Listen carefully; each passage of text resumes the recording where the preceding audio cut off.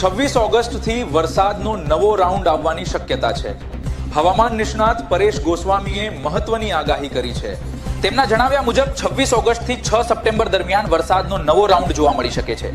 આ રાઉન્ડ દરમિયાન રાજ્યના અનેક ભાગોમાં વરસાદ પડશે. વિસ્તારોમાં વરસાદી માહોલ બનવાની શક્યતા છે. ખાસ કરીને પશ્ચિમ સૌરાષ્ટ્રના દ્વારકા, જામનગર અને પોરબંદર જેવા વિસ્તારોમાં પણ વરસાદનો લાભ મળી શકે છે.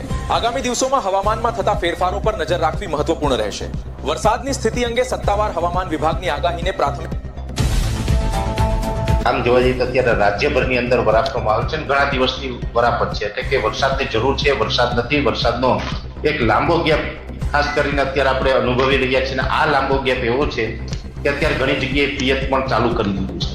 પિયત ચાલુ કર્યું જ્યાં પાણીની વ્યવસ્થા છે, જે ખેડૂત ભાઈઓને પાણીની વ્યવસ્થા હોય ને પિયત એક તો આપી દીધું, બીજું પણ ઘણી જગ્યાએ ચાલુ છે, અમુક જગ્યાએ ત્રીજું પણ ચાલુ છે.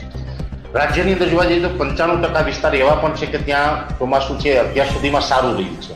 પણ 5% વિસ્તાર એવા છે, જેમ કે દ્વારકા, જામનગર, પોરબંદરના ઘણા બધા વિસ્તાર હોય, કચ્છના અમુક વિસ્તાર હોય, ઉત્તર ગુજરાતમાં 1-2 સેન્ટર એવા છે, મધ્યપ્રદેશ બોર્ડરે પણ 1-2 સેન્ટર એવા છે કે ત્યાં પરફોર્મન્સ નબળું રહ્યું છે. એમાં પણ અત્યારે જોવા જઈએ તો 5% નબળું છે ને એમાં પણ આ એક લાંબો ગેપ છે. હમણાં અરબ સાગર અને બંગાળની ખાડી છે, બંને નિષ્ક્રિય છે, જેથી કરીને કોઈ સારો વરસાદનો રાઉન્ડ હમણાં આવે તેવી શક્યતાઓ નથી. આ એક ચોક્કસથી છે. અમે ઘણા સમયથી આપને એક આગાહી આપીએ છીએ.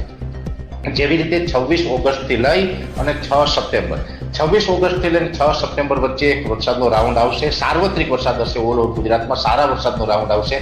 જો કે સિસ્ટમ બનશે પછી આપણે પરફેક્ટ એરિયામાં જ કહી દઈશું. ખાસ કરીને સાર્વત્રિક છે, પણ પશ્ચિમ સૌરાષ્ટ્રને અત્યારે મને એવી અપેક્ષા છે, દ્વારકાધીશ ઉપર મને ભરોસો છે કે પશ્ચિમ સૌરાષ્ટ્રને પણ આ રાઉન્ડ છે એમાં લાભ મળી જશે. બહુ ચિંતા ન કરવી. છતાં પણ આપણે ત્યારે વિશેષ માહિતી આપશું. પણ એટલું ચોક્કસ છે, મારા અનુભવ પ્રમાણે હું એવું કહું ને મને જે વિશ્વાસ છે એ પ્રમાણે 26 ઓગસ્ટથી લઈને 6 સપ્ટેમ્બર વચ્ચેનું સેશન હશે. એમાં પશ્ચિમ સૌરાષ્ટ્રમાં દ્વારકા, જામનગર, પોરબંદરને પણ લાભ મળશે એવું ચોક્કસ મને અત્યારે લાગી રહ્યું છે.